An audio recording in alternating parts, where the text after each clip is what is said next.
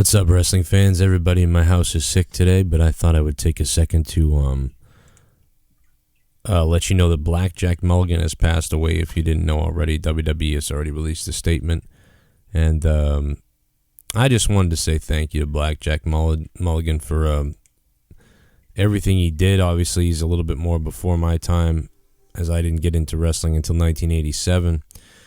But the effects of Blackjack Mulligan were felt among all of the people he influenced, including his son and people around that era, sort of into the mid '90s and into even the late '90s. Of course, you felt a lot of what he did back in the '70s.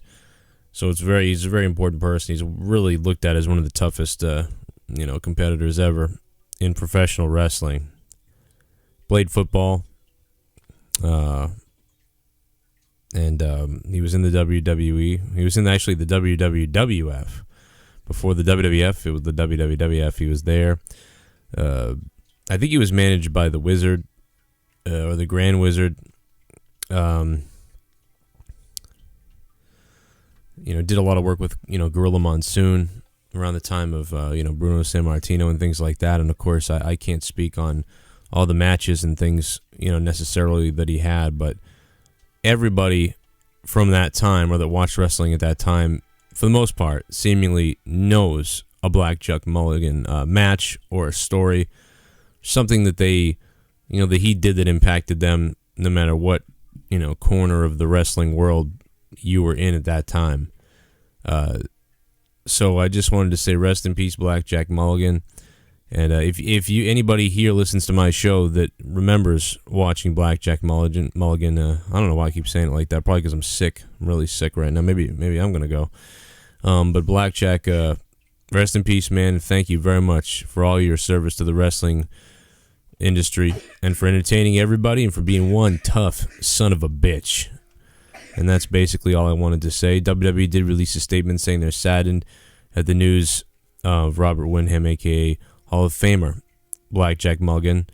He's passed away at the age of 73. Considered one of the toughest competitors of the day, only his rival Andre the Giant could overshadow his 6'9", 345-pound stud from Eagle Pass, Texas.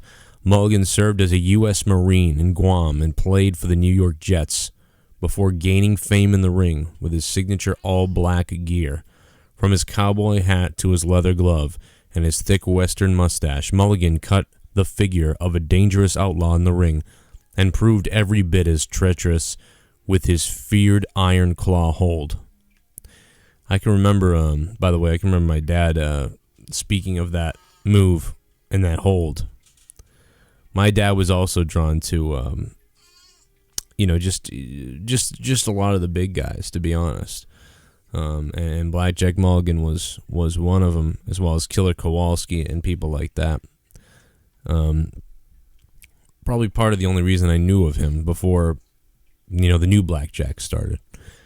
Starting off his career in the AWA, Bob Windham Mulligan soon joined up with Blackjack Lanza to form the Blackjacks, and that's really where things took off, guys, if you remember, or if you know.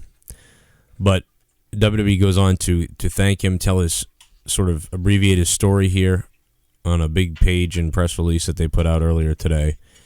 And, of course, you can go read up on him. If you want to go watch a Blackjack Mulligan match, that's what I recommend you do today. If you don't know who Blackjack is, just go watch a match from him. Why not? You never heard of him. It's something to go do. And, of course, if you have heard of him, let me know what your favorite Blackjack moment or match was down in the comments below. But if not, I just hope that he rests in peace, and everybody's thankful for his gift to professional wrestling.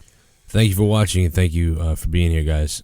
I'll see you later. I'm assuming I'll be sicker later, but I'm gonna try to make a video.